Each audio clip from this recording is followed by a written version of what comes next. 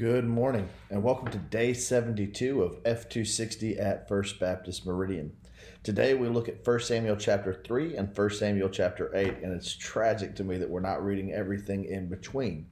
Yesterday we were introduced to this young boy, Samuel, or yesterday he was just a baby, born to Elkanah and Hannah, and committed to the Lord's service. So when Hannah prayed for Samuel, she said, "Lord, if you'll give me a son, I'll give him back to you." Like I said, it appears that she set him apart as a Nazarite. She said, "No razor will ever touch his head." So Samuel is raised in the presence of the Lord and in the service of the Lord, we read, by the priest Eli.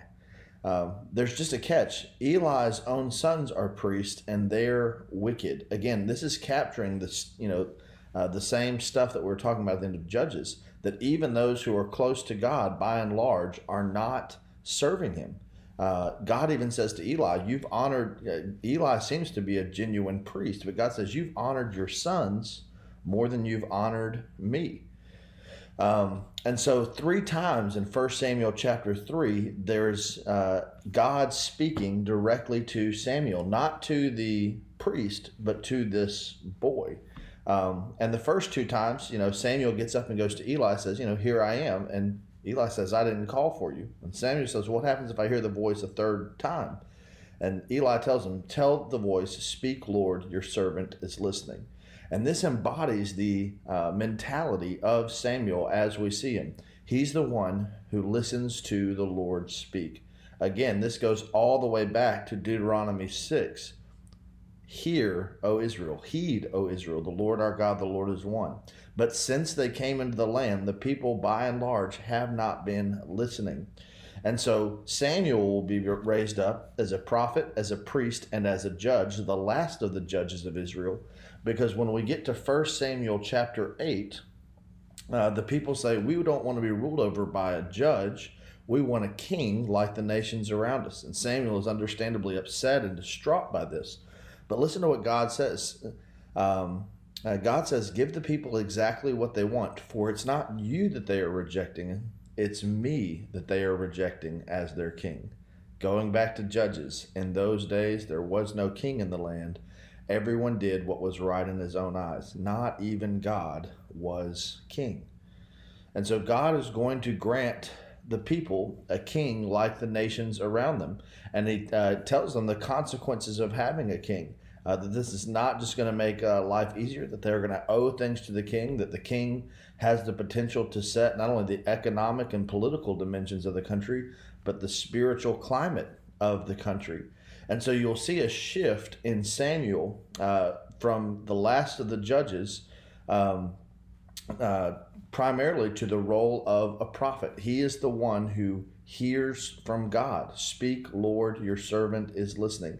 He's the one who will remind the people of the covenant. And this, you have prophets. Abraham's the first person to be called a prophet. The prophetic tradition goes way back, but it enters a new phase with Israel establishing a kingdom or a kingship. The prophet really becomes the covenant enforcement agent, as Gordon Fee calls him in his book, How to Read the Bible for All It's Worth. The prophet becomes the mouthpiece for God to remind the people of the importance of the covenant, and the prophet becomes the person who will speak truth to power when power forsakes truth. And you see this, play out not only in Samuel's relationship with Saul, but then the prophet Nathan. I'm not giving him a shout out because I have the same name, but the prophet Nathan, when he confronts King David, the prophet was often a very dangerous role. But the prophet is the person who did the exact opposite of what Eli the priest had done. Eli the priest knew that his sons were doing these wicked things, but God said, "You honor your sons more than your God." The prophet is the person in the Old Testament who will honor his God at all costs, who will be the one who listens and speaks for God at all costs. So we're starting to see a shift in the people of Israel. I want to hit on one thing real quick that just highlights so much of the irony. One of the chapters we're not reading in the plan is 1 Samuel 7. And at 1 Samuel 7, you have what I call the shortest lived national revival of all time.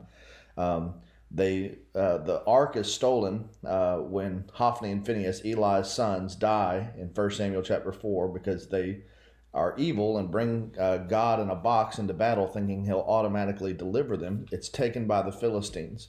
Well, in 1 Samuel 7, they almost bring the ark home. And while they're celebrating this, they're attacked, but God delivers his people. And that's the famous passage where Samuel raises the Ebenezer, the stone of help, and talks about God's deliverance of his people, and all the people cheer. And in the very next chapter, right after celebrating God's deliverance of his people, the very next chapter, we say we want someone other than God to be our king. How quickly we forget the God who delivers us in the time of crisis when things go back to normal. I pray that would not be true of you or me today, that we would be a people who are excited in every circumstance to serve God as our king. Keep reading, keep reflecting, and keep responding, and I'll see you tomorrow. God bless.